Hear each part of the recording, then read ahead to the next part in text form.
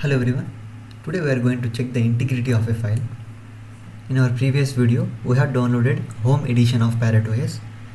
You can download Security edition and Hack the Box edition, and we can check any hash here. Click on check hashes. You can see there are so many hashes here. We are checking for SHA-256, and here you can see Home edition or HTTP or Security.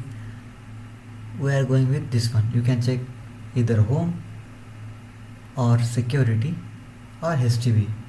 Here we are checking for Home.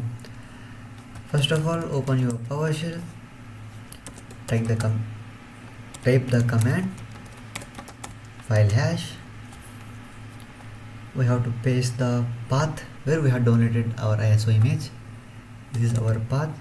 Copy and paste here.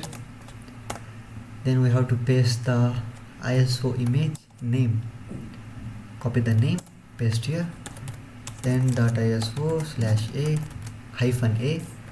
SHA-256.hash equals to. Here we have to paste the hash which we have downloaded. Then paste here. Click on enter. The result will be in a boolean format, either true or false. Here you can see true means our file has not been altered or changed.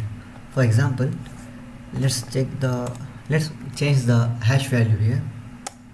Then click on enter. Here you can see our result is false. That means the hash value has been altered. This is the way to check integrity for Parrot OS. If you think this video is helpful for you, then like the video and subscribe to my channel. Let's meet in another video. Until then, bye.